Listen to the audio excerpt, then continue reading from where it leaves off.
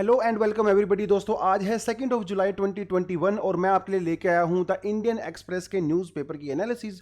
मेरा नाम है सितेंद्र चौधरी और आप मुझे दूसरे प्लेटफॉर्म जैसे इंस्टाग्राम, टेलीग्राम और फेसबुक वगैरह पे भी फॉलो कर सकते हैं। रोज की तरह जो है इंडियन एक्सप्रेस में आज भी बहुत सारी न्यूज़ हैं, लेकिन देखिए न्यूज़पेपर को पढ़ने गोल्ड माइन के जैसा होता है। ये कोयले की खदान है जिसके अंदर आपको घुसना पड़ेगा, आपको कुछ डायमंड्स वहां से निकालने पड़ेंगे, कुछ इंपॉर्टेंट प्रेशियस मेटल गोल्ड आपको वहां से निकालना पड़ेगा। इसी तरह के गोल्ड मतलब आज कुछ डायमंड्स में आपके लिए मतलब इंपॉर्टेंट न्यूज़ मैं आपके लिए लेके आया हूं जो कि कुछ इस प्रकार से हैं। पहली जो न्यूज़ हम लोग करेंगे वो करेंगे हम लोग डीएनए वैक्सीन के बारे में। तो ये आपका GS paper 3 science and tech वाले पोर्शन से और बायोलॉजी वाले पोर्शन से भी इसको आप कवर कर सकते हो, जीएस पेपर 3 यूपीएससी। दूसरा हम लोग करने वाले हैं वैक्सीन पासपोर्ट के बारे में। यूरोपियन यूनियन वाला इशू जो है चल ही रहा था, हम लोगों ने कल भी आर्टिकल में किया था कि कैसे उन्होंने इंडियन पासपोर्ट मतलब वैक्सीन लेने वालों को एंट्री पे बैन लगा दिया है यूरोप के अंदर। उसके बारे में बात करेंगे। जीएस पेपर 2 इंटरनेशनल रिलेशनशिप से इसको हम लोग कवर करेंगे। तीसरा हम लोग जानने वाले हैं ग्लोबल मिनिमम टैक्सेस। देखिए अभी इंटरनेशनल जो मल्टीनेशनल फर्म्स होती हैं अभी उनकी खैर नहीं है। एक ग्लोबल मिनिमम टैक्स नाम की एक चीज़ आ गई है जिसे हम लोग पढ़ेंगे जीएस पेपर 3 में इकोनॉमी सेक्शन के अंदर, और इसे हम लोग इंटरनेशनल रिलेशनशिप वाले सेक्शन में भी वैसे पढ़ सकते हैं। तो जीएस पेपर 2 में भी हम इसको कवर कर सकते हैं। अगला हम लोग पढ़ने वाले हैं एनपीए, जो कि एक बहुत ही जानी मानी टर्म है जिसे कहा जाता है नॉन परफॉर्मिंग एसेट्स, यानी कि बैड बैंक्स। तो हमारे बैंक्स जो हैं इंडिया के अंदर भैया, चाहे वो प्राइवेट बैंक हो चाहे वो गवर्नमेंट बैंक हो, सारे के सारे बैंकों के अंदर ये समस्या है। तो इसके बारे में हम लोग बात करने वाले हैं जीएस पेपर 3 बैंकिंग सेक्टर से हम इसको कवर करेंगे। अगली जो न्यूज़ है वो है एनिमल राइट्स को लेके है। दिल्ली हाई कोर्ट ने कुछ इंपॉर्टेंट वर्डिक्ट सुनाए हैं अबाउट एनिमल राइट, जिसके बारे में बात करेंगे। तो जीएस पेपर 3 से हम इसको कवर कर सकते हैं कहीं ना कहीं, क्योंकि ये कानून से रिलेटेड है। ठीक है, अगली जो न्यूज़ है वो आएगी, हम दो एडिटोरियल यहाँ पे कवर करने वाले हैं। पहले वाली एडिटोरियल पे मैं थोड़ा ज़्यादा फोकस करने वाला हूँ। ठीक है, ये रहेगा एक सर्वे के रिगार्डिंग। अभी एक इंस्टीट्यूट है प्यू जिसको बोलते हैं, उसने इंडिया में एक बहुत ही इंटरेस्टिंग सर्वे किया है about religion and about politics. उसमें लोगों से उन्होंने बहुत सारे क्वेश्चंस पूछे हैं और लोगों के आंसर के बेसिस पे उन्होंने अपनी ऑब्जर्वेशन यहाँ पे निकाली है। बहुत इंटरेस्टिंग होने वाला है ये। ठीक है, अगला जो एडिटोरियल हम लोग करने वाले हैं that would be about rule of law and it is written by India chief justice of India.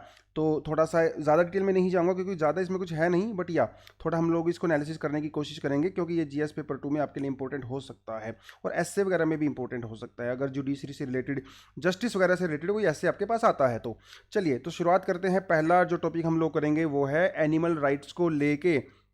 देखिए जो स्ट्रे डॉग्स होते हैं, स्ट्रे डॉग्स जिसे हम क्या बोलते हैं, है ना, गली का कुत्ता बोलते हैं, भैया वो गली के कुत्ते नहीं होते हैं। They are not stray dogs, they are community dogs. तो उसके लिए अच्छी टर्म यूज़ किया करो आप, क्योंकि वो कुत्ते सभी के होते हैं, वो कम्युनिटी के होते हैं और कम्युनिटी के लिए ही होते हैं। तो कम्युनिटी भी उनके लिए होनी चाहिए। आपने देखा होगा आपके गली मोहल्ले में कुछ लोग ऐसे होते हैं जो कुत्तों वगैरह को खाना खिलाते हैं, है ना, लेकिन कुछ लोग ऐसे होते हैं उनको जो मारते भी हैं। तो दिल्ली हाई कोर्ट ने अभी ये कहा है कि डॉग्स को जो है it is right to food, right to food, उनको भी आप खाना खिलाइए, और राइट टू फीड ऑल्सो। अगर आप कुत्ते को खाना खिला रहे हो आपके घर के सामने तो कोई भी आपको नहीं रोक सकता, because you have a right to feed the dogs and dogs also have a right to food. तो उनको मना नहीं कर सकते, even out of compassion, out of love ये किया जाना चाहिए, है ना। कुत्ते कितने प्यारे होते हैं बेचारे, वो आपको कुछ भी नहीं बोलते जब तक आप उनको कुछ भी नहीं बोलते हो। और आपकी जो सोसाइटी होती है, हमारी जो कम्युनिटी होती है, उसको प्रोटेक्ट भी करते हैं चोरों वगैरह से, है ना, बहुत बार ऐसा देखा गया है। तो they have right to feed as well. तो जो एनिमल वेलफेयर बोर्ड है, दिल्ली हाईकोर्ट ने इनको साफ साफ इंस्ट्रक्शंस दी हैं कि आप कुछ ऐसे एरियाज को पहचानिए जहां पे कुत्तों को खाना खिलाया जा सके। देखिए, और जो रेजिडेंशियल वेलफेयर एसोसिएशंस होती हैं उनके साथ कोलैबोरेशन कीजिए। देखिए अब ऐसा तो है नहीं कि एक मोहल्ले में एक पार्क होगा या कोई जगह होगी उसको डिसाइड करेंगे जहाँ पे हम लोग खाना खिलाएंगे और सारे मोहल्ले के कुत्ते वहाँ पे आएंगे। ऐसा तो पॉसिबल नहीं होता है, क्योंकि जो डॉग्स होते हैं वो टेरिटोरियल होते हैं, वो अपनी टेरिटरी को छोड़ के दूसरी की टेरिटरी में नहीं जाते हैं। अगर दूसरी टेरिटरी में जाएंगे तो दूसरी टेरिटरी के कुत्ते उनको काट लेंगे, खा लेंगे, ऐसा होता है ना। तो वो जो पर्टिकुलर जो कुत्तों की टेरिटरी होती है, जो कहते हैं कुत्तों का इलाका, मतलब वो जो इलाका होता है, आप उस इलाके के अंदर ही कुछ ऐसे प्लेसेस को डेजिग्नेट कीजिए जहां पे आप उनको खाना खिला सकते हो। ठीक है, एक मोहल्ले में, एक जगह पे, एक सिटी में कई ऐसे डेजिग्नेटेड प्लेसेस को हम लोग वो कर सकते हैं। तो ये सारी की सारी चीज़ें हैं यहाँ पे। अगर आप अपने घर के सामने किसी कुत्ते को खाना खिला रहे हो तो आपको कोई रोक नहीं सकता, क्योंकि वो आपकी प्राइवेट प्रॉपर्टी है। हाँ, किसी और के घर के सामने खिलाओगे तो डेफिनेटली वो ऑब्जेक्शन आपको यहाँ पे कर सकता है। तो ये थोड़ा सा था। तो एनिमल राइट्स को लेके आप जो है किसी तरह का एडिटोरियल आता है तो वहाँ पे आप इस हाई कोर्ट के वर्डिक्ट को मेंशन कर सकते हो। एक इंपॉर्टेंट एडिटोरियल है अबाउट एनिमल वेलफेयर, है ना, animal welfare and animal rights. चलिए अगली जो आती है वो आती है यूरोप के साथ न्यूज़ आती है। हम लोगों ने कल भी अच्छे से एनालिसिस किया था कि यूरोपियन यूनियन की कुछ कंट्रीज़ ने, देखिए 2 वैक्सीन इंडिया के अंदर चलाई जा रही है ना, कोवैक्सीन और कोविशील्ड। कोवैक्सीन को बनाया है भारत बायोटेक ने और कोविशील्ड को बनाया है SII serum institute of India और ऑक्सफोर्ड के साथ मिलकर बनाया है। यूरोप के अंदर जो है 4 वैक्सीन इस टाइम पे चल रही हैं। एक जो है फाइजर ने बनाई है, मॉडर्ना ने बनाई है, एस्ट्राजेनेका ने बनाई है और जैसन मतलब जॉनसन एंड जॉनसन ने बनाई है ना। एस्ट्राजेनेका, ये जो कोविशील्ड है ना वो एस्ट्राजेनिका का ही वर्जन है, इंडियन वर्जन है, तो ये मतलब सेम है दोनों की दोनों। आपको एक चीज़ और बता देता हूँ कि कोवैक्सीन को WHO ने ऑथराइज नहीं किया है, लेकिन कोवैक्सीन को WHO ने ऑथराइज किया है। उसके बावजूद भी यूरोपियन यूनियन ने ये डिसीजन लिया था, इंडिया से अगर कोई आदमी आता है यूरोप के अंदर और उसने अगर कोविशील्ड लगवाया है तो उसको हम अलाउ नहीं करेंगे। अगर अलाउ करते भी हैं तो काफ़ी सारी रिस्ट्रिक्शंस उसके ऊपर लगाई जाएंगी। तो इंडिया ने कहा कि ये तो बहुत डिस्क्रिमिनेटरी है, डेरोगेटरी है। भैया जब WHO ने उसको ऑथराइज कर दिया है तो आप कौन होते हो? तो वही है ना, मतलब अब इंडिया की बारी है बदला लेने की। तो इंडिया ने कहा कि देखिए आपने हमारे ऊपर रिस्ट्रिक्शंस लगाई हैं तो हम भी लगाएंगे। अगर यूरोप से कोई आदमी इंडिया के अंदर आता है तो हम उसको जो है 14 दिन का क्वारंटाइन मैंडेटरी कर देंगे। तो इससे यूरोपियन यूनियन वाले को थोड़ा सा दिक्कत हो गया।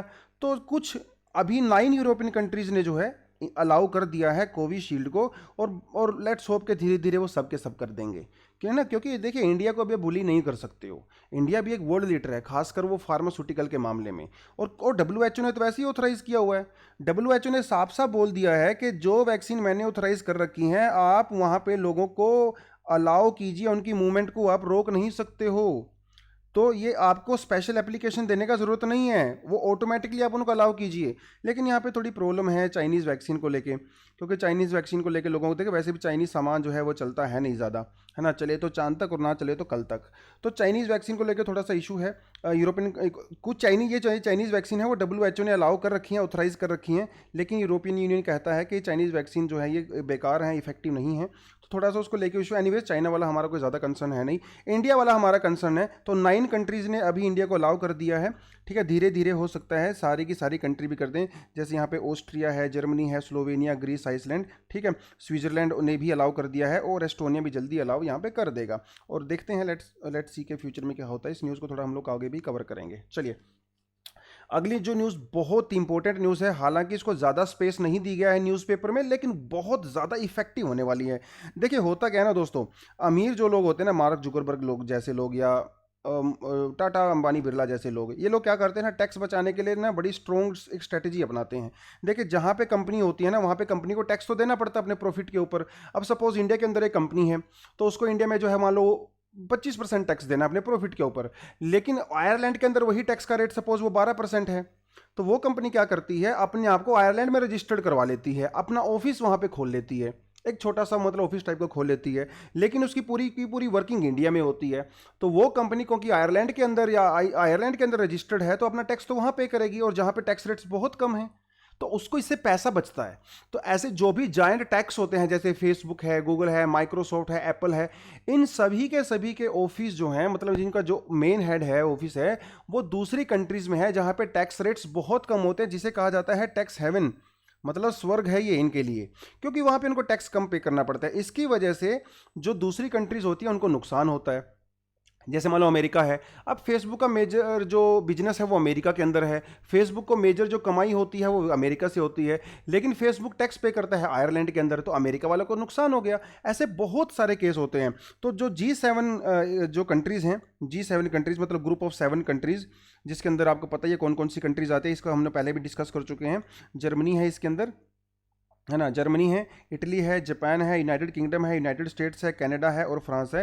ये 7 मेजर कंट्रीज हैं जिनका ये ग्रुप है। इन्होंने की अभी कुछ टाइम पहले मीटिंग हुई थी, उन्होंने डिसाइड किया था कि ये जब नहीं चलेगा, इसको भैया कुछ ना कुछ तो दूर करना पड़ेगा, बिकॉज हमें बहुत सारा नुकसान हो रहा है।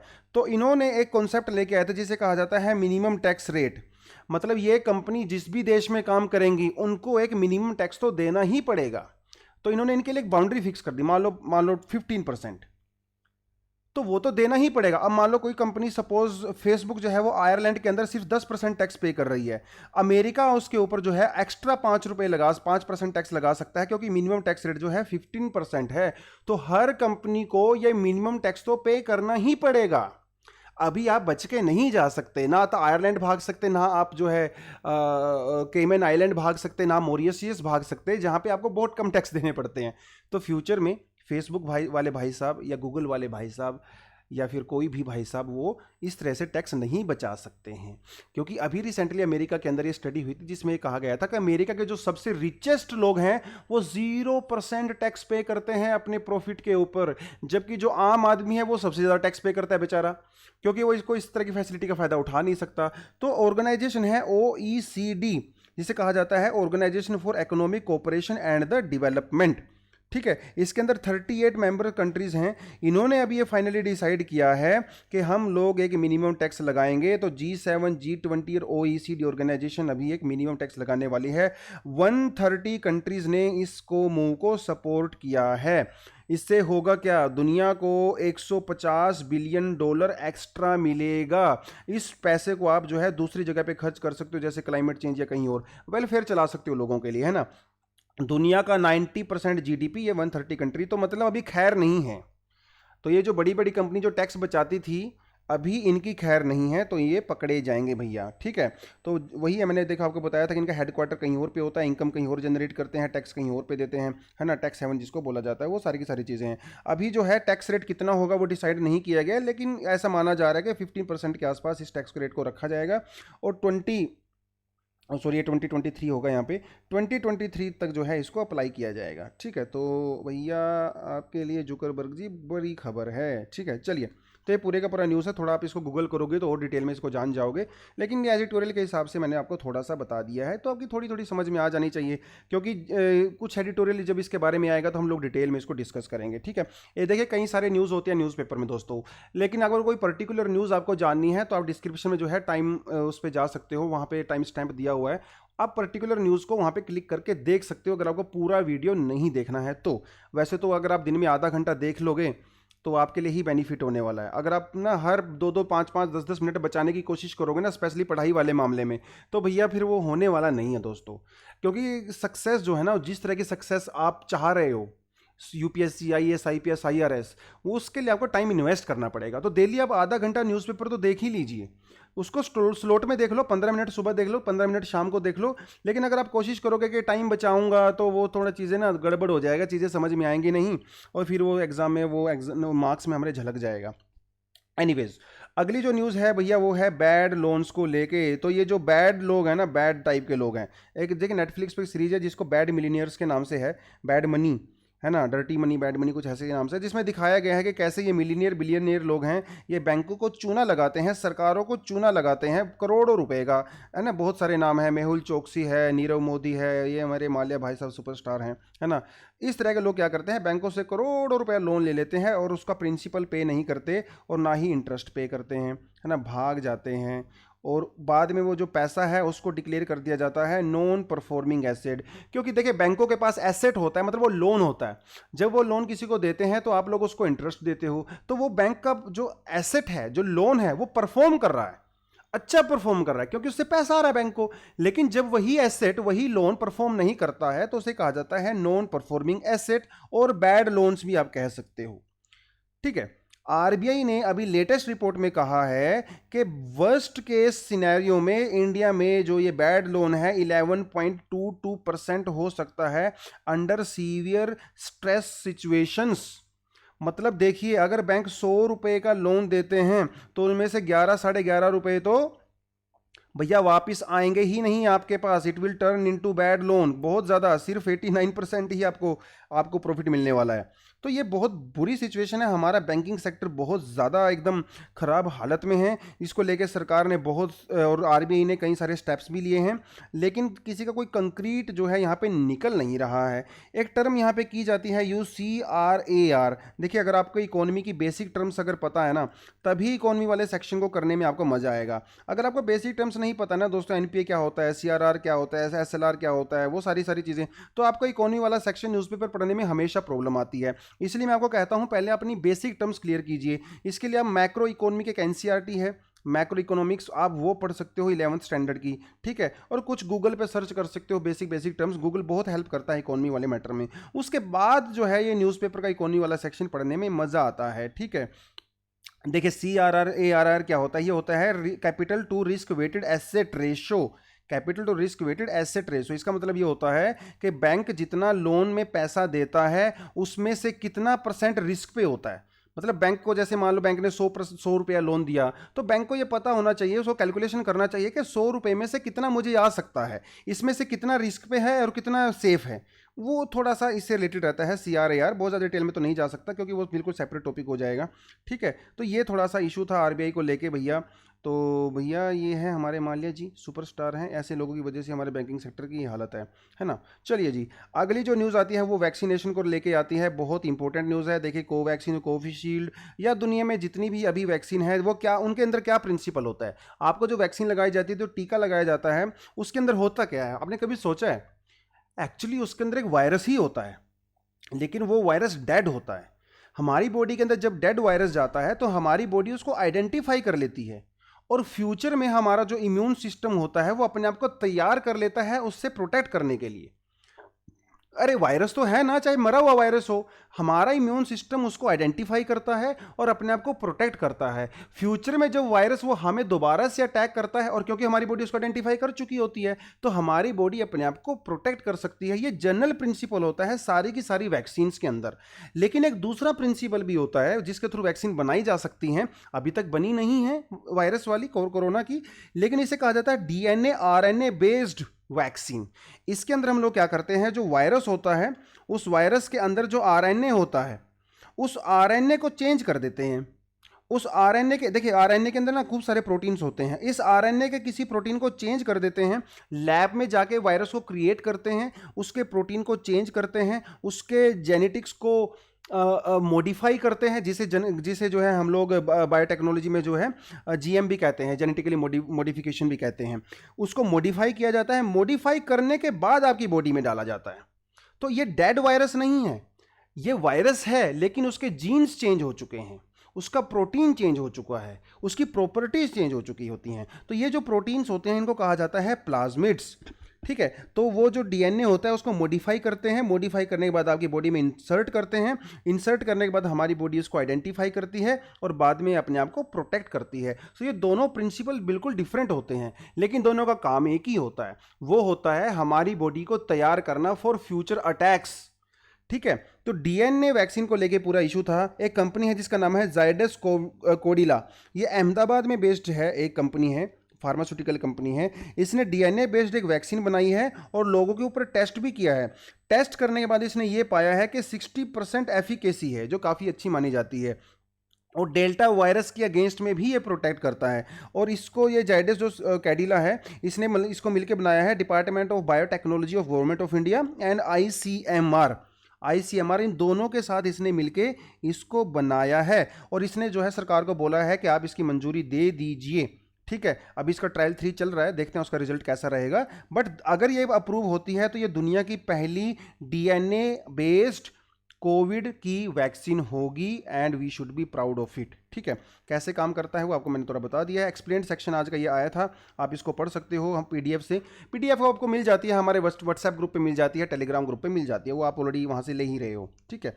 तो ये थोड़ा सा नेक्स्ट है भैया, वैक्सीन से बचाने की। देखो गणपतराव ये भी जो है इसको बोल रहे हैं गणपतराव आपटे, है ना, बाबूराव गणपतराव आपटे, ये भी बोल रहे हैं। चलिए आज के जो है एडिटोरियल पे जाते हैं। इंटरेस्टिंग है, काफ़ी फैक्ट बेस्ड है, लेकिन फैक्ट से हमें सच्चाई पता चलती है ना। तो सर्वे किया गया था, किसके थ्रू सर्वे किया गया था?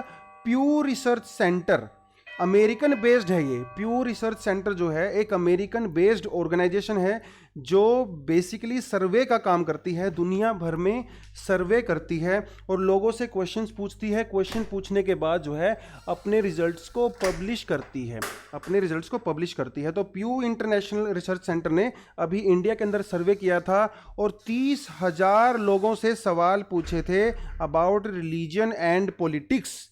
और ये जो रिजल्ट निकल के आए ना सामने, बहुत इंटरेस्टिंग रिजल्ट निकल के आए हैं, बहुत इंटरेस्टिंग निकल के आए हैं। देखिए इस रिपोर्ट में, सर्वे में ये बोला गया है कि ओवरऑल कि India is a religious country. आप बोलोगे सर ये क्या बात है, वो तो हम सबको पता है, ऐसा पूरी दुनिया में ऐसा नहीं है। Most of the European countries are not religious. तो जब वहाँ के लोगों से क्वेश्चन पूछा जाता है तो वो लोग कहते हैं कि मैं किसी रिलीजन में बिलीव नहीं करता हूँ। इंडिया में मोस्टली लोग रिलीजन में बिलीव करते हैं। 80% हिंदूज और 79, मतलब 80 हो गया लगभग, 79% मुस्लिम्स ये बिलीव करते हैं कि दूसरे रिलीजन की रिस्पेक्ट करना बहुत ज़रूरी है। मतलब इसे रिलीजियस आइडेंटिटी से जोड़ के देखते हैं। आपको वैसे भी पता है कि इंडिया के अंदर जो रिलीजियस टॉलरेंस और प्यार मोहब्बत बहुत है, हिस्टोरिकली भी, है ना। तो वो मानना है इन लोगों का। तो इससे आप क्या देख सकते हो, आप ऑब्जर्वेशन खुद ही कर सकते हो। 85% हिंदूज और 78% मुस्लिम्स जो है अपने आप को मानते हैं कि इंडियन आइडेंटिटी बहुत ज़्यादा प्रेवलेंट है, इंडियन वाली फीलिंग उनके अंदर होनी चाहिए। तो ये भी इस सर्वे के अंदर निकल के आया है। ठीक है, डाइवर्सिटी की अगर हम लोग बात करें, ओनली सिर्फ 24% लोगों का ये मानना है, चाहे वो हिंदूज हो चाहे मुस्लिम्स हों, कि रिलीजियस डाइवर्सिटी हमारी कंट्री के लिए खतरनाक है और सारी की सारी कंट्री को एक ही रिलीजन का होना चाहिए। ऐसा सिर्फ 24% लोग ही मानते हैं, चाहे वो हिंदूज हों चाहे मुसलमान हों। तो देखिए हर चीज़ में यहाँ पे हम लोग देखेंगे कि लगभग सिमिलैरिटी ही है। तो रिलीजियस ग्राउंड पे इंडिया में थॉट प्रोसेस जो है, उनकी जो बेसिक आइडियोलॉजी है, फिलॉसफी है, वो लगभग सेम है। जब हम लोग रीकार्नेशन की बात करते हैं, मतलब जन्म जन्मांतरण की बात करते हैं, रीइनकार्नेशन की बात करते हैं ना, उस केस में दोनों रिलीजन में हिंदू और मुस्लिम्स बिलीव नहीं करते हैं। More than 90% Hindus and Muslims they do not believe in reincarnation, कि कोई भगवान ऊपर से आएगा हमें बचाएगा या दूसरा जन्म हो, ऐसे में बिलीव नहीं करते हैं। लेकिन ज़्यादातर 90% से ज़्यादा हिंदूज और मुस्लिम्स कर्मा में बिलीव करते हैं, है ना। कर्म करो के फल की इच्छा मत करो, उस टाइप के ना। कर्म का मतलब होता है एक्शन, कि जो आप एक्शन लेते हो वही आपको कंसिक्वेंस मिलता है ना। देखिए जैसा एक्शन लोगे वैसे ही रिजल्ट मिलेगा। मोस्टली लोग इसमें बिलीव करते हैं, अच्छा एक्शन करोगे तो अच्छा कंसिक्वेंस होगा, खराब एक्शन करोगे तो खराब कंसिक्वेंस होगा। इसमें बिलीव करते हैं दोनों के दोनों लोग। ठीक है, सेपरेट आइडेंटिटी की अगर मैं बात करूं, देखिए यहाँ पे थोड़ा सा फर्क जो है वो ज़्यादा आ गया है। सेपरेट आइडेंटिटी मतलब मैं हिंदू, मैं मुसलमान, मैं सिख, मैं ईसाई। हमारी कंट्री में मेजोरिटी रिलीजियस, मतलब जो रिलीजन के लोग हैं, वो अपने आप को सेपरेट देखते हैं। यहाँ पे प्रॉब्लम है। सेपरेट कैसे देखते हैं? 70%, चाहे वो हिंदूज हो चाहे मुसलमान हो, भैया इंटर रिलीजियस मैरिज को अप्रूव नहीं करते हैं। उनका मानना है कि दूसरे रिलीजन में शादी नहीं होनी चाहिए, चाहे वो हिंदूज हो चाहे मुसलमान हो। पड़ोसियों की अगर बात करूं, 45% हिंदूज जो हैं और मुस्लिम जो हैं, उनको कोई फर्क नहीं पड़ता उनका पड़ोसी हिंदू या मुसलमान है। 40% लोगों को जो है फर्क पड़ता है कि हिंदू है मुसलमान है। खासकर जैनों में ये देखा गया है, जैन लोग 60%, 1% ये मानते हैं कि उनका पड़ोसी मुसलमान नहीं होना चाहिए, सिख नहीं होना चाहिए, क्रिश्चियन नहीं होना चाहिए, हिंदू होगा तो चलेगा। तो जैन लोग थोड़ा सा इसमें थोड़े से ज़्यादा, मैं बोलूँगा यहाँ पे ऑर्थोडॉक्स टाइप के हैं। ठीक है, वो सारी की सारी चीज़ें हैं। अगर कन्वर्जन की बात करूँ कि एक रिलीजन से दूसरे के रिलीजन में जाना, तो ये लगभग 1% है सारे के सारे रिलीजन में। मतलब 1% मुस्लिम हिंदू हो रहे हैं, हिंदू क्रिश्चियंस हो रहे हैं, क्रिश्चियंस हिंदू, वो सब लगभग 1% है। लेकिन साउथ इंडिया में थोड़ा सा ज़्यादा है। साउथ इंडियन में जो है लोग थोड़े से ज़्यादा क्रिश्चियनिटी में कन्वर्ट हो रहे हैं, हिंदू और मुसलमान से थोड़े कम कन्वर्ट हो रहे हैं। ये साउथ इंडिया में ज़्यादा फर्क नहीं है, बिल्कुल 0.0 का फर्क है। वो सारी की सारी चीज़ें हैं। जहाँ तक फूड की बात आती है, तो इसको लेके यहाँ पे थोड़ा सा लोग ज़्यादा है, थोड़े से मान सकते हो कि थोड़े से ऑर्थोडॉक्स हैं। काफ़ी स्ट्रिक्ट फूड प्रैक्टिस हमारे यहाँ पे फॉलो किया जाता है। 66% लोग ये मानते हैं कि अगर आपने कोई पर्टिकुलर फूड कंज्यूम किया तो आपको जो है हम अपने रिलीजन से आउटकास्ट कर सकते हैं।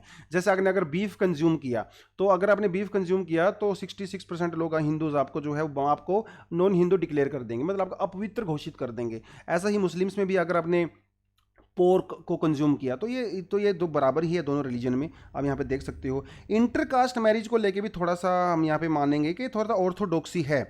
70% जो मुस्लिम्स हैं, इनको इंटरकास्ट मैरिज से फ़र्क पड़ता है। ठीक है, 63% हिंदूज ऐसे हैं जिसको इंटरकास्ट मैरिज से फ़र्क पड़ता है। 63% हिंदू और 70% मुस्लिम्स का ये मानना है कि अपनी कास्ट में ही जो है शादी होनी चाहिए। लेकिन जैसे जैसे कॉलेज एजुकेशन मिलता है, बच्चों को एजुकेशन उनको मिलता है, एजुकेटेड होते हैं, तो यह परसेंटेज काफ़ी नीचे चला जाता है। 35% ओबीसी अपने आप को ओबीसी मानते हैं। ठीक है। और SC ST का इसके अंदर कुछ दिया हुआ है, मतलब दिया हुआ है लेकिन इतना इतना नहीं दिया हुआ है। जहाँ तक डिस्क्रिमिनेशन की बात करें तो 20% लोग ये मानते हैं कि इंडिया में कास्ट के बेसिस पे डिस्क्रिमिनेशन होता है। 27% SC मतलब शेड्यूल कास्ट, वो लोग मानते हैं कि उनके लिए उनके साथ डिस्क्रिमिनेशन होता है बिकॉज वो SC कैटेगरी से बिलोंग करते हैं। ठीक है, जो कि काफ़ी सरप्राइजिंग है। मुझे लगा था ये परसेंटेज काफ़ी ज़्यादा होगा। सिर्फ 18% OBC मानते हैं कि उनके साथ डिस्क्रिमिनेशन होता है क्योंकि वो OBC कैटेगरी से बिलोंग करते हैं। ये नॉर्थ ईस्ट में थोड़ा सा ज़्यादा है rather than central India, north India और साउथ इंडिया। नॉर्थ ईस्ट में थोड़ा सा ज़्यादा है। मुस्लिम्स 24% मुस्लिम्स ये मानते हैं कि उनके साथ डिस्क्रिमिनेशन होता है बिकॉज दे आर मुस्लिम्स, और 16% मुस्लिम ऐसा मानते हैं कि हिंदुओं के साथ भी डिस्क्रिमिनेशन होता है। तो it is very very interesting. 24% मानते हैं कि उनके खुद के साथ होता है और 16% मुस्लिम्स मानते हैं कि हिंदूज के साथ डिस्क्रिमिनेशन होता है। It is quite interesting for me. ठीक है, 17% हिंदूज मानते हैं कि मुस्लिम्स के अगेंस्ट में डिस्क्रिमिनेशन होता है just because they are Muslims, तो दे आर गेटिंग डिस्क्रिमिनेटेड। वो सारी की सारी चीज़ें यहाँ पे हैं। ठीक है, तो इस पूरे डेटा को अगर हम लोग देखें, जो अभी तक हम लोगों ने यहाँ पे देखा है, इसको देख के खासकर डिस्क्रिमिनेशन वाले को देखें, इसको देख के ये कंक्लूजन निकाल सकते हैं कि इंडिया कोई ज़्यादा डिस्क्रिमिनेटरी कंट्री नहीं है। लेकिन ग्राउंड रियलिटी जाए दोस्तों कुछ और है, क्योंकि डिस्क्रिमिनेशन का मतलब क्या होता है ये भी यहाँ पे जानना बड़ा इंटरेस्टिंग है। आप देखिए, आपने लोगों से सिंपल सा क्वेश्चन पूछा, डिस्क्रिमिनेशन सर होता है कि नहीं होता है, उन्होंने बोला सर नहीं होता है, लेकिन उनको डिस्क्रिमिनेशन का मतलब ही नहीं पता। ठीक है, जैसे मान लो एक कोई गांव है, उस गांव में कोई पर्टिकुलर एक जगह है जहां पे सिर्फ और सिर्फ SC और ST कैटेगरी के लोग रहते हैं, सपोज करो। अब क्योंकि वो अलग ही जगह पे रहते हैं, अब उस वहां तो डिस्क्रिमिनेशन नहीं होगा। डिस्क्रिमिनेशन का तब पता चलता है जब आप दूसरी कास्ट और रिलीजन के बीच में रहते हो, तब डिस्क्रिमिनेशन का पता चलता है। तो over a period of time, over a period of centuries, ये जो एक्सक्लूजन है ना, मतलब अलग थलग रखना, सेपरेट उनको रखना, आइसोलेशन रखना, ये इसको लोगों ने सच्चाई मान लिया है और इसको वो डिस्क्रिमिनेशन मानते ही नहीं, क्योंकि over a period of generation to generation to generation इतना एक्सेप्टेंस हो गया इस चीज़ का, उसको वो डिस्क्रिमिनेशन मान ही नहीं रहे हैं। समझ रहे हो? जैसे मान लो आप किसी स्वर्ण के घर में जाते हो, जनरल कैटेगरी के घर पे जाते हो, तो आपको वो पानी नहीं पिलाते हैं, आपको वो खाना नहीं खिलाएंगे अपने बर्तन में। तो ये जो SC कैटेगरी के लोग हैं, SC जो कास्ट के लोग हैं, सो कॉल्ड SCs, वो उसको डिस्क्रिमिनेशन मानते ही नहीं है क्योंकि उन्होंने उसको एक्सेप्ट कर लिया over a period of century. तो इस एडिटोरियल के थ्रू ये कहना चाहते हैं कि डिस्क्रिमिनेशन की डेफिनेशन भी यहाँ पे बहुत इंपॉर्टेंट है। तो ये जो आपको 24% डिस्क्रिमिनेशन और ये 16% दिख रहा है ना, ये एक्चुअल पिक्चर नहीं है। लोगों ने बोल दिया कि डिस्क्रिमिनेशन नहीं हो रहा है, इसका मतलब ऐसा थोड़ी है कि नहीं हो रहा है। ये एक्चुअल पिक्चर नहीं है अकॉर्डिंग टू दिस एडिटोरियल। देखिए, मेरा पर्सनली भी यही मानना है कि ग्राउंड रियलिटी में डिस्क्रिमिनेशन बहुत ज़्यादा होता है। अब ठीक है, किसी ने बोल दिया वो अलग बात है, लेकिन एक्चुअली में बहुत ज़्यादा होता है, क्योंकि जब डिस्क्रिमिनेशन की हम ब्रॉड डेफिनेशन देखते हैं ना, तो ये सारी की सारी चीज़ें यहाँ पे कवर होती हैं। नेशनैलिटी के मामले में भी अगर देखें तो हिंदूज और मुस्लिम जो है वो सेम ही ओपिनियन रखते हैं कि हमारे अंदर नेशनैलिटी की फीलिंग होनी चाहिए। नेशनल एंथम को लेके थोड़ा सा फर्क है, हिंदूज और दूसरे रिलीजन के लोग हैं वो नेशनल एंथम को थोड़ा सा ज़्यादा हाई प्रायोरिटी में रखते हैं, मुस्लिम्स यहाँ पे थोड़ा सा कम रखते हैं, 1-8% का फर्क है, ज़्यादा फर्क नहीं है। जहाँ तक पार्टीशन की बात आती है तो हिंदूज और मुस्लिम्स दोनों मानते हैं कि पार्टीशन जो है वो ख़राब था, हालांकि सिख लोग ज़्यादा मानते हैं। ठीक है, 20 to 25% हिंदूज और मुस्लिम्स मानते हैं कि पार्टीशन नहीं होना चाहिए था, जबकि 66 पर सिख लोग मानते हैं कि पार्टीशन नहीं होना चाहिए। तो सिखों में थोड़ा सा ज़्यादा परसेंटेज इसका है। जहाँ तक ट्रिपल तलाक की बात है, लगभग 60 to 70% मुस्लिम्स मानते हैं कि ट्रिपल तलाक जो है वो ख़राब है, दे आर अगेंस्ट ट्रिपल तलाक। लेकिन साथ के साथ उनका यह भी मानना है कि जुडिशरी को और सरकार को इसके अंदर इंटरफेयर नहीं करना चाहिए, पर्सनल कानून के तहत इसको हैंडल करना चाहिए। हालांकि ये खराब है, लेकिन सरकार और जुडिशरी इसको हैंडल ना करके पर्सनल लॉ इसको हैंडल करे तो ज़्यादा बेटर है, ये मानना है अकॉर्डिंग टू दिस सर्वे। जहाँ तक हिंदू नेशनलिज्म की बात है, भैया थोड़े से लोग हिंदुइज्म को लेके, हिंदुत्व को लेके थोड़े से ज़्यादा उनके अंदर आजकल पिछले कुछ 10-15 सालों में देखा गया कि ट्रेंड, हाइयर ट्रेंड देखा गया है। 64% लोग मानते हैं कि हिंदुइज्म, हिंदुत्व और हिंदुस्तान ये एक होना चाहिए, और वो मानते हैं कि आपको एक पक्का हिंदुस्तानी होने के लिए हिंदी भाषा को प्रेफरेंस दिया गया है बाय 64%। हालांकि साउथ इंडिया में प्रेफरेंस काफ़ी कम है, सिर्फ 42% है, बट स्टिल ये काफ़ी ज़्यादा है।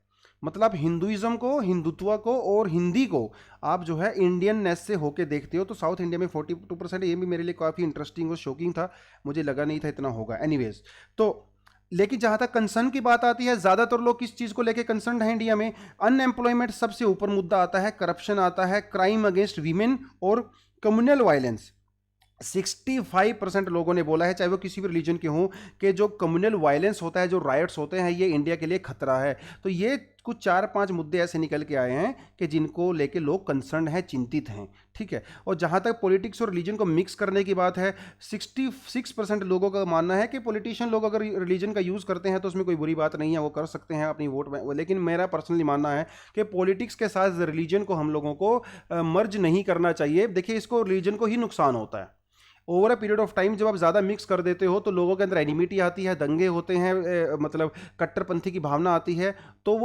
वो रिलीजन को ही नुकसान पहुंचाता है। तो पॉलिटिक्स को, रिलीजन को जितना दूर हो सके उतना दूर हम लोगों को रखना चाहिए, ठीक है। कार्ल मार्क्स ने भी कहा था कि religion is opium for masses, मतलब जो आम जनता होती है उसके लिए नशे का काम करता है। पॉलिटिशियन लोग और जो पावर में बैठे हुए लोग हैं इस नशे का यूज़ करते हैं और लोग इस नशे में अपना बुरा भला सोच ही नहीं पाते हैं, ठीक है। गांधी जी ने कहा था कि गॉड हैज़ नो रिलीजन।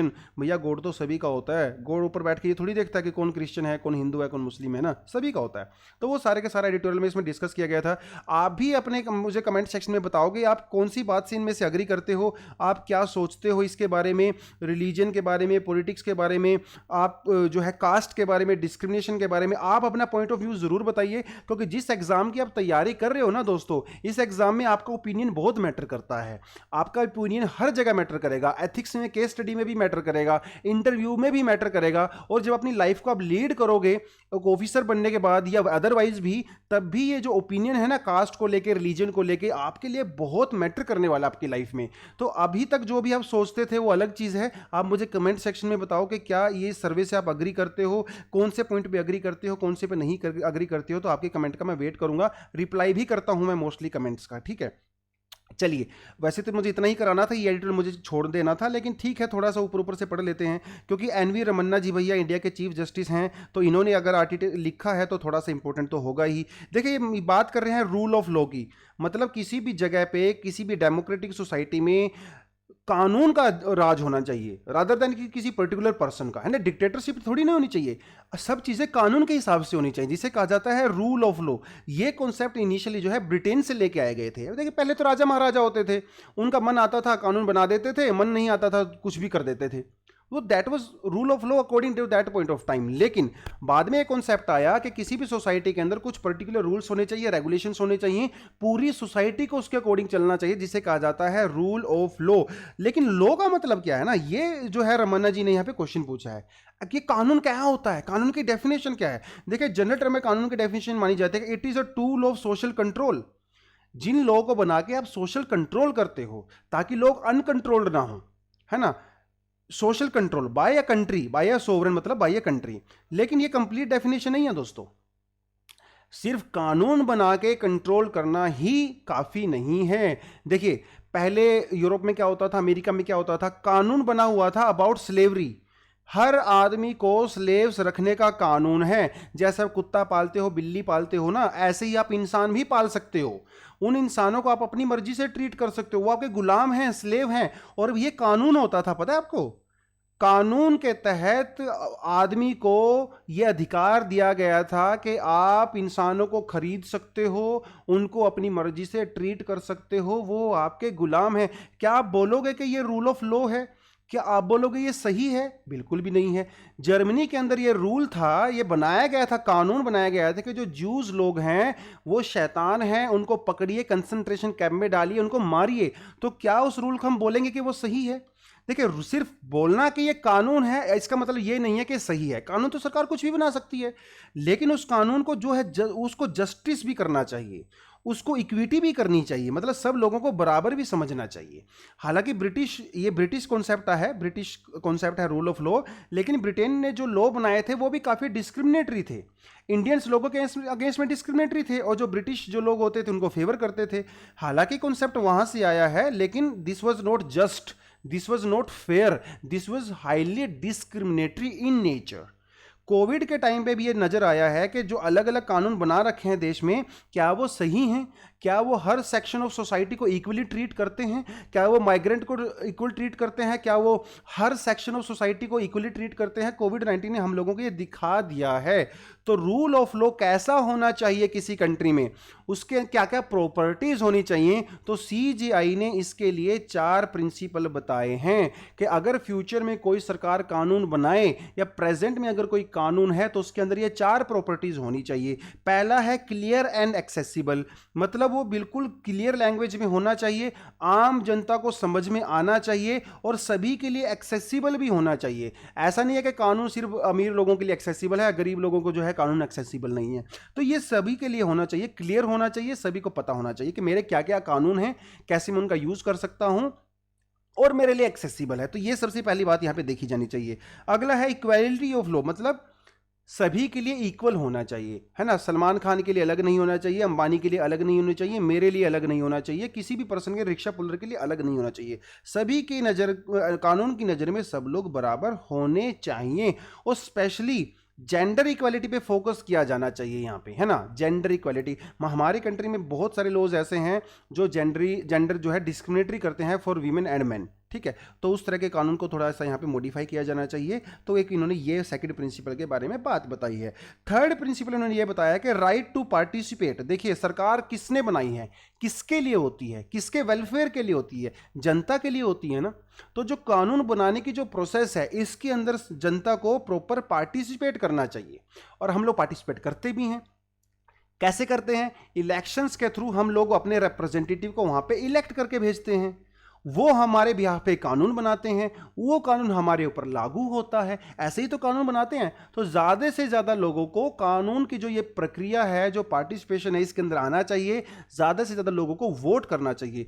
हमारी कंट्री में अभी तक लोगों ने इस पूरी प्रोसेस को बहुत अच्छी तरीके से इसका पालन किया है। लोगों ने बढ़ चढ़ के पार्टिसिपेट किया है पिछले 70-75 सालों में। अभी ये पॉलिटिशियंस की रिस्पॉन्सिबिलिटी है कि वो अपनी रिस्पॉन्सिबिलिटी निभाएं। लोगों ने तो अच्छे से निभा रहे हैं, तो पॉलिटिशियन लोगों को भी ये सोचना चाहिए कि जो कानून मैं बना रहा हूं वो लोगों की वेलफेयर के लिए हो।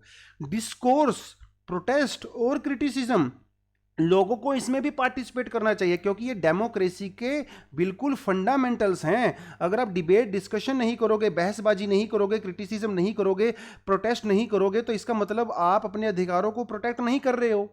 सरकार आपके लिए अकाउंटेबल होनी चाहिए, आप सरकार के लिए अकाउंटेबल नहीं होनी चाहिए, ठीक है। वो यहां पे माना गया है। और चौथा इन्होंने जो प्रिंसिपल बोला है that is strong independent judiciary. देखिए जुडिशरी क्या है? वो गार्जियन ऑफ कॉन्स्टिट्यूशन है। जुडिशरी की रिस्पॉन्सिबिलिटी है कि वो जनता के कानूनों की रक्षा करे, हमारे कॉन्स्टिट्यूशन को प्रोटेक्ट करे। कैसे प्रोटेक्ट कर सकती है? जुडिशियल रिव्यू के थ्रू कर सकती है। अगर पार्लियामेंट में कोई कानून बनता है और वो कानून फंडामेंटल राइट्स या हमारे कॉन्स्टिट्यूशन के अगेंस्ट में होता है तो जुडिशरी उसको नल एंड वॉइड डिक्लेयर कर सकती है, उसको खत्म कर सकती है। That is judicial review. और इसी के थ्रू जो है जुडिशरी हमारे फंडामेंटल राइट्स की, हमारे कॉन्स्टिट्यूशन को प्रोटेक्ट करती है। ये जो प्रोटेक्शन है ना, ये फ्री होनी चाहिए, बिल्कुल स्ट्रॉन्ग होनी चाहिए हमारी जुडिशरी। उसके ऊपर किसी तरह का जो है प्रेशर नहीं होना चाहिए। लेकिन जुडिशरी के कुछ लिमिटेशंस हैं। जुडिशरी जो भी काम करती है ना वो फैक्ट के बेस पे करती है, ओपिनियन के बेस पे नहीं करती है कि किसी जज का मूड आया तो उन्होंने वर्डिक्ट सुना दिया। नहीं, जुडिशरी कानून के तहत रह के ही काम करती है। ये जुडिशरी की लिमिटेशंस हैं। लेकिन प्रेजेंट टाइम में क्या हो रहा है, जो सोशल मीडिया के थ्रू जो चीज़ें होती हैं उसके थ्रू पब्लिक ओपिनियन बनाया जाता है, मीडिया ट्रायल्स किए जाते हैं। आपने देखा होगा सुशांत सिंह राजपूत वाले केस में रिपब्लिक टीवी किस तरह से वो हीरोइन थी कि पता नहीं क्या नाम था उनका, उनकी जो फ्रेंड थी, उनको कितना ब्लेम कर रहे थे जैसे उन्होंने ही इनको मारा है, और कई उनके फ्रेंड्स भी, जिसके पीछे किसी तरह का कोई फैक्ट नहीं था, किसी तरह का कोई प्रूफ नहीं था। It was just a media trial. ऐसा बहुत बार देखा गया है। बदाऊं रेप वाले केस में भी आपने देखा होगा, उसमें मीडिया ट्रायल करके किसी पर्टिकुलर कास्ट के लोगों को बार बार टारगेट किया जा रहा था, लेकिन जब पुलिस इन्वेस्टिगेशन हुआ, सीबीआई इन्वेस्टिगेशन हुआ, तो उसमें आउटकम कुछ और निकल के आया। तो ये जो सोशल मीडिया पे जो ट्रायल किए जाते हैं, व्हाट्सएप पे फॉरवर्ड किए जाते हैं, जो मीडिया में ट्रायल किया जाता है टीआरपी के थ्रू, इससे भी जो है जजेस इंपैक्ट होते हैं और उनको नहीं होना चाहिए।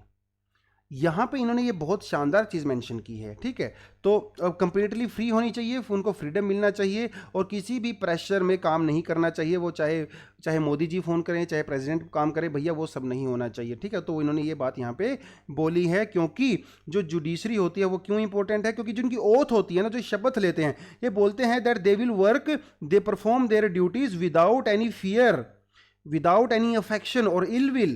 They have a duty to protect the constitution. They have the protect जब ये जो एग्जीक्यूट जो होते हैं, एग्जीक्यूट जी जो हमारा होता है, और जो हमारे लेजिस्लेचर्स होते हैं, और जो हमारी जुडिशरी होती है, ये तीनों के तीनों कॉन्स्टिट्यूशन के और हमारी कंट्री के इंपॉर्टेंट ऑर्गन्स होते हैं। डेमोक्रेसी के साथ में मीडिया भी यहाँ पे आता है ना, 4 पिलर होते हैं। ये सब सारे के सारे आपस में काम करेंगे अच्छे से, तभी एक नेशन बन पाएगा, तभी एक राष्ट्र बन पाएगा, तभी हमारी डेवलपमेंट होगी, है ना। वो ऐसे होता है। तो इन्होंने बाद में जो है एक कोट किया है, ये जो गजेंद्र जी हैं, बहुत पोएट रहे हैं, तेलुगु पोएट रहे हैं। इन्होंने कहा है कि nation is not merely A territory. Nation का, राष्ट्र का मतलब ये नहीं है कि खाली कोई जमीन का टुकड़ा है। भैया नेशन इससे बहुत ऊपर होता है।